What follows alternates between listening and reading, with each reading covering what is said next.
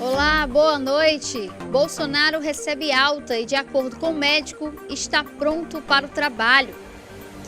E no jornal de hoje você vai ver também: Ministério Público Federal decide desmembrar 12 apurações a partir do relatório final aprovado na CPI da pandemia. Entra em vigor a lei que aumenta o teto de gastos de estados que renegociaram dívidas com a União. Veja também como calcular o PIS/PASEP e quem tem direito ao abono salarial. A pauta é política, o nosso noticiário internacional e as imagens que marcaram esta quarta-feira. Tudo isso e muito mais agora no União Brasil.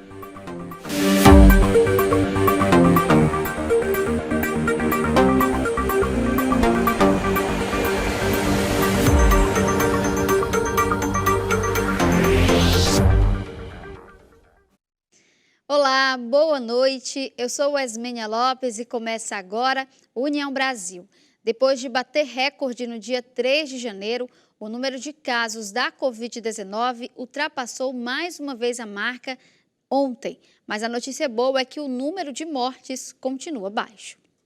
O mundo bateu um novo recorde de registros de casos de Covid-19 em 24 horas nesta quarta-feira, dia 5, chegando a 2,59 milhões. O recorde anterior havia sido registrado na terça-feira, dia 4, com 2,4 milhões. Especialistas acreditam que o número crescente de infecções é ligado à variante Omicron, que é transmitida com mais facilidade. De acordo com previsões da Organização Mundial da Saúde, OMS, ela deve se tornar a cepa dominante em vários locais do mundo nas próximas semanas.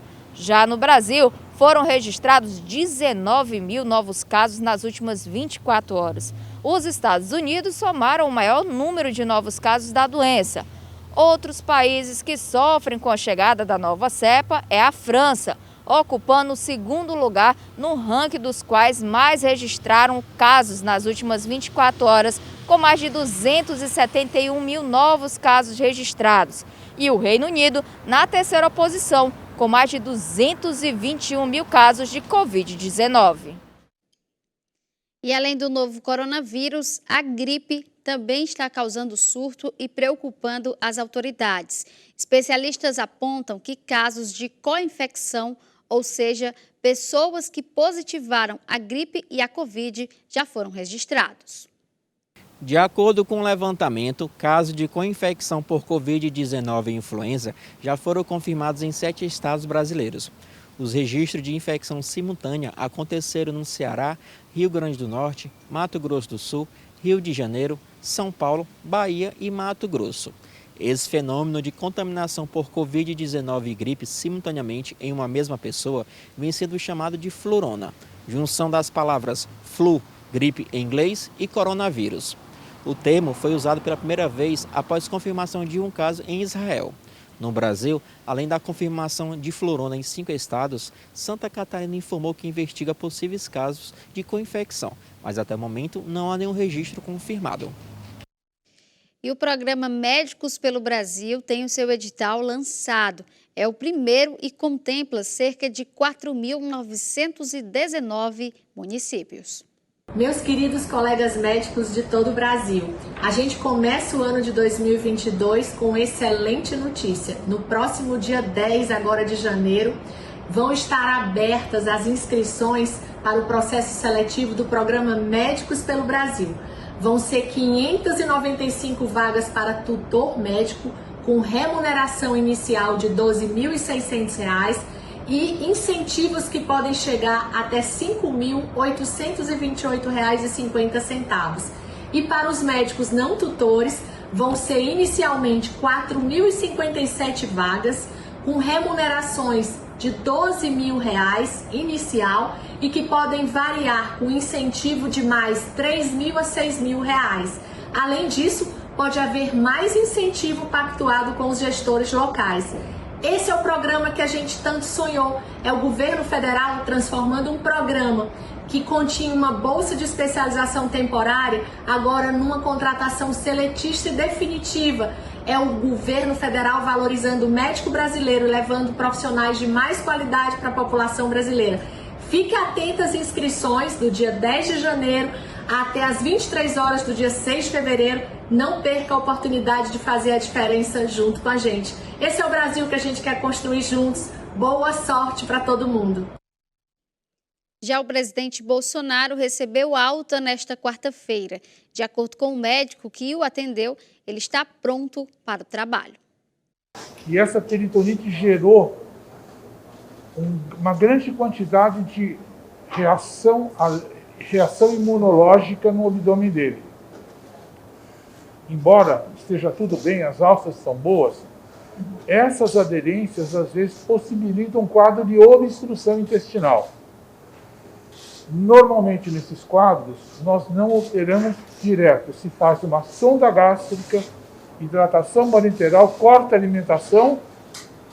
E ele, como tem uma saúde, graças a Deus, muito boa, recupera rapidamente, tanto que no dia que eu cheguei, o intestino ainda estava começando a funcionar, no dia seguinte já estava bem o intestino funcionando, e agora o presidente está normal, vai fazer uma dieta especial durante uma semana, vai apenas fazer caminhadas, não vai fazer exercícios muito intensos, mas ele está curado e pronto para o trabalho.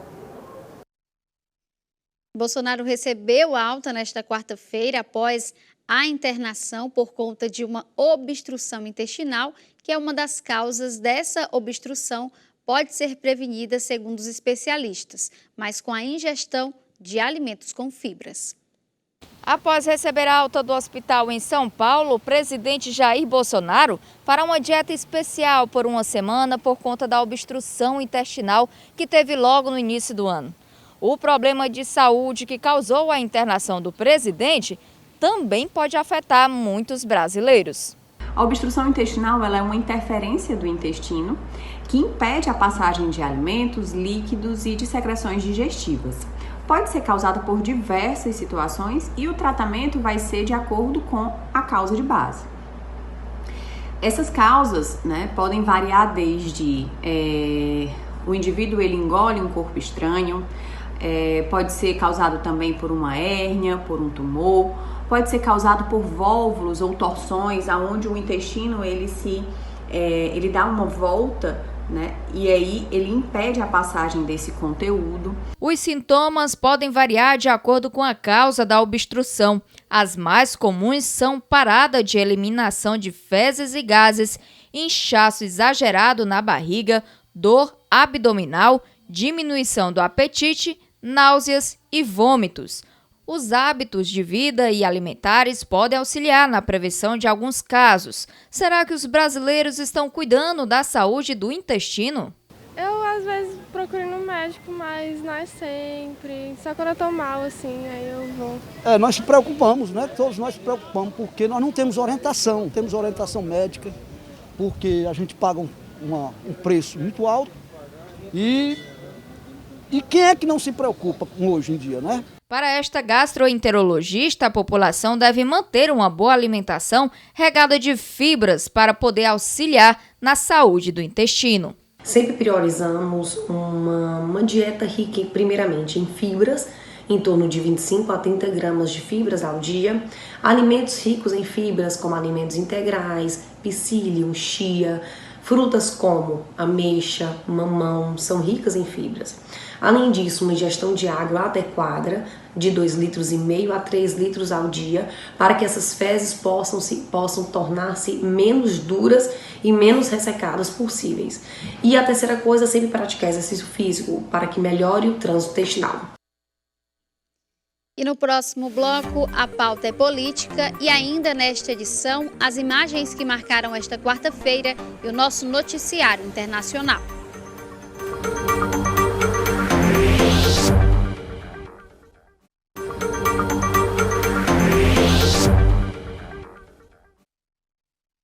Ministério Público Federal decide desmembrar 12 apurações a partir do relatório final aprovado na CPI da pandemia. Entra em vigor a lei que aumenta o teto de gastos de estados que renegociaram dívidas com a União. Assuntos para a pauta é política.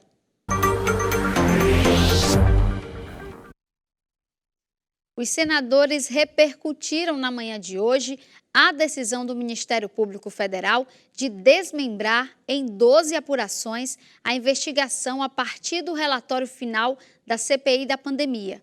O Procurador-Geral da República, Augusto Aras, e o Procurador Cláudio José de Siqueira encaminharam ao presidente do Senado, Rodrigo Pacheco, um ofício em que comunicam a autuação de notícia de fato, um procedimento padrão para a adoção de providência com base no relatório final encaminhado ao Ministério Público Federal pela CPI da pandemia. Cabe à Procuradoria-Geral da República apurar, se for o caso, oferecer denúncia contra o investigado. As providências adotadas pelo Ministério Público atingem os investigados sem foro privilegiado e não interferem em outras investigações relacionadas à Comissão Parlamentar de Inquérito conduzidas tanto pela Procuradoria-Geral da República quanto pelo Ministério Público em São Paulo. E foi sancionada hoje a Lei Complementar 189 deste ano, que aumenta o teto de gastos para os estados que renegociaram dívidas com o governo federal. O texto exclui recursos de emendas parlamentares de bancada do teto de gasto imposto a estados em crise fiscal e beneficia estados participantes do Plano de Recuperação Fiscal ou do parcelamento renegociado de dívidas junto à União. Até então, já estavam fora desse limite de emendas parlamentares individuais e as transferências previstas na Constituição. A partir de agora, os estados também poderão deduzir do teto de gastos as transferências vinculadas às despesas específicas, como, por exemplo, transferências fundo a fundo, a contribuição de interferências do domínio econômico, o salário educação e as relativas ao Programa Nacional de Acesso ao Ensino Técnico e Emprego, Pronatec. 18 estados renegociaram, Propamp. 18 estados renegociaram com a União e o Banco Nacional de Desenvolvimento Econômico e Social. E com o começo do ano vem também o famoso abono salarial. Veja na reportagem como calcular e se tem direito. O abono salarial do PIS/PASEP irá começar a ser pago ainda em janeiro de 2022, para a felicidade de muitos trabalhadores que acabaram não tendo acesso ao benefício no ano passado devido ao adiamento do programa para este ano. O PIS/PASEP ele é recolhido pela iniciativa privada e pelo setor público. E esses recursos, parte dele, obviamente, tem destinação para esse pagamento desse abono. Segundo o economista Sérgio Melo, para receber o benefício é necessário atender alguns requisitos. Todo trabalhador que receba até 2 salários mínimos tem direito ao abono, que tenha no mínimo 5 anos de carteira assinada e que tenha no ano anterior, no ano base, nesse caso concreto desse ano, já que ano passado não houve pagamento, é o ano base de 2020, tenha ficado à disposição da empresa por no mínimo 1 mês. Para identificar o valor exato a receber, basta dividir o salário mínimo atual, R$ 1.212, pelos 12 meses do ano e multiplicar pela quantidade de meses trabalhados. Se você trabalhou por 1 mês, receberá R$ 101.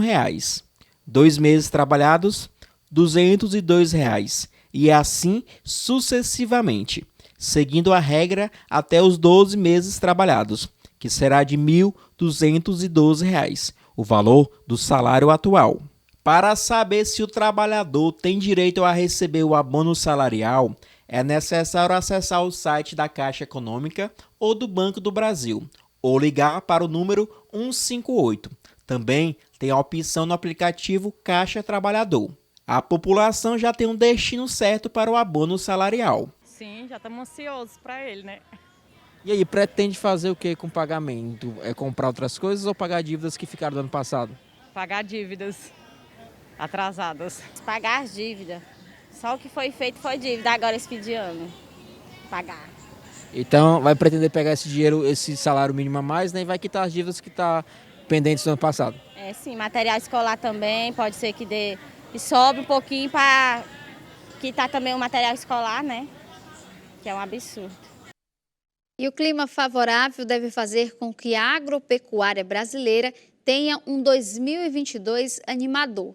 A projeção foi feita pela pesquisadora do FGV Imbre, Silvia Matos, nesta quarta-feira, levando em conta dados de um estudo coordenado por ela e que indica um crescimento de 5% para a agropecuária neste ano. Segundo o IBGE, o ano de 2022 será de aumento de quase 15% nas safras em relação ao ano passado. E, de acordo com a pesquisadora, os resultados da agropecuária devem impactar o agronegócio como um todo. No ano passado, a agropecuária brasileira também iniciou o ano animada com as perspectivas, mas os fatores climáticos pesaram negativamente sobre os resultados ao longo do ano. E as mudanças que impactaram os níveis de chuva no país no ano de 2021 estiveram diretamente relacionadas à inflação de alimentos.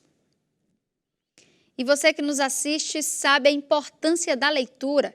Os benefícios são inúmeros e podem auxiliar em muitos aspectos. Veja na reportagem.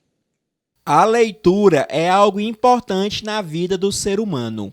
Ler estimula a criatividade, trabalha a imaginação, exercita a memória, contribui com o crescimento do vocabulário e a melhora na escrita, além de outros benefícios.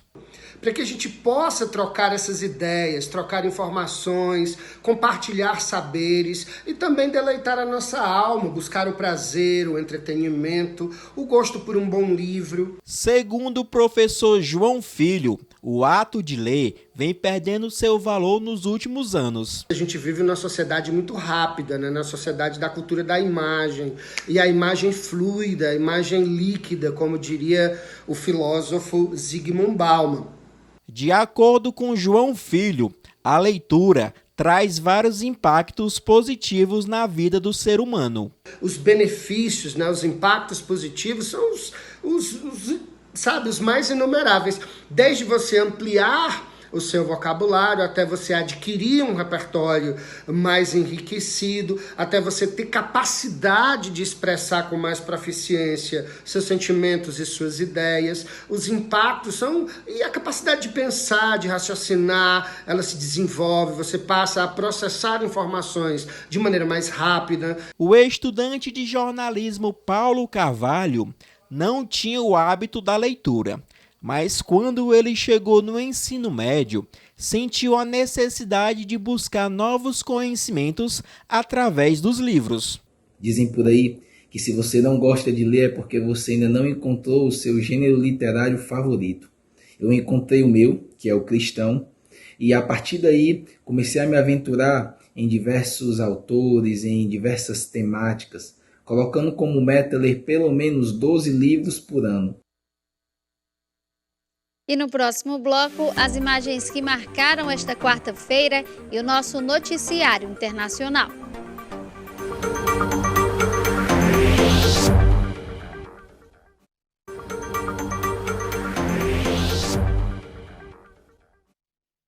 Vamos agora para as notícias internacionais. É o nosso giro pelo mundo com imagens da Euronews.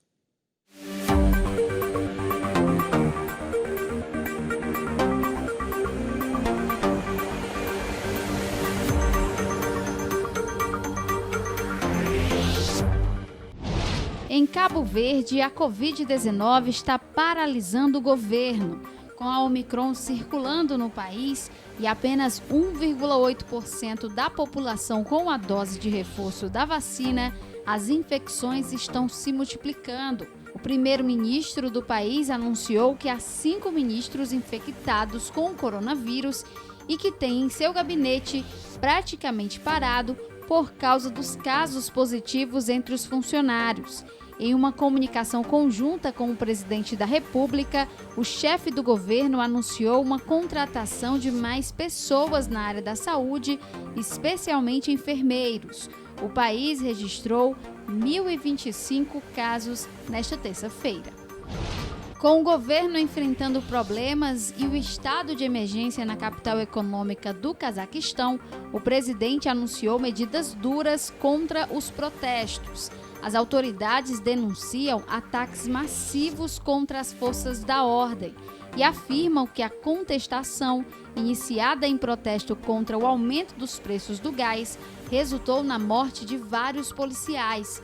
As forças de segurança responderam com gás lacrimogênio e granadas contra os manifestantes, e a internet e comunicações móveis foram cortadas em todo o país. E o governo da Austrália aprovou um plano de abater cerca de 11 mil cavalos selvagens como forma de reduzir em cerca de 20% no Parque Nacional. Os promotores deste plano de gestão dos cavalos selvagens alegam que os atuais 14 mil cavalos, que dizem ser uma espécie invasora sem predadores na região, representam uma ameaça para o ecossistema nativo e consideram que reduzir a quantidade em cerca de 3 mil animais, limitados a apenas 1/3 da reserva, é essencial para a biodiversidade local. Vamos agora para as outras notícias nas imagens que marcaram esta quarta-feira. De acordo com a Lei 14.296 deste ano, sancionada pelo Bolsonaro, proíbe o ingresso na Marinha de pessoas com tatuagens que façam alusão à ideologia terrorista ou extremista contrária às instituições democráticas, ou à violência, criminalidade, ato libidinoso, discriminação e preconceito de raça, sexo ou credo. A nova lei também proíbe tatuagens na cabeça, no rosto ou na parte da frente do pescoço. E um estudo na fase 3 do Instituto Butantan concluiu que a Coronavac, a vacina contra a Covid-19 desenvolvida pelo Instituto e pelo laboratório chinês Sinovac, é segura para crianças e adolescentes a partir dos 6 meses até os 17 anos. O ensaio clínico de fase 3 investiga a imunogenicidade, segurança e eficácia da Coronavac em 4 mil crianças e adolescentes e faz parte de uma ampla pesquisa realizada na África do Sul, no Chile, Malásia, Filipinas e Quênia. A terceira fase do estudo é randomizada e controlada por placebo. E entrou em vigor a Lei 14.292 deste ano, que destina recursos de loterias para os esportes paralímpicos. Foi publicado no Diário Oficial da União o texto que define o percentual de arrecadação da loteria de prognósticos numéricos a ser destinado ao Comitê Brasileiro de Clubes. Do total, 0,5% a que tem o direito do dinheiro obtido com as loterias, como a Mega Sena, o CBC fica 0,46 ponto percentual e o Comitê Brasileiro de Clubes Paralímpicos, que é o CBCP, com 0,04 ponto percentual. E o jornal desta quarta-feira fica por aqui. Se você quer dar a sua sugestão, a sua opinião e seu elogio, manda pra gente pelas nossas redes sociais, seja o nosso Facebook, Instagram, WhatsApp ou pelo nosso e-mail. A sua participação é muito importante, não deixe de participar. Muito obrigada pela sua companhia, continue com a nossa programação, uma excelente noite e até amanhã. União Brasil, informação além da notícia.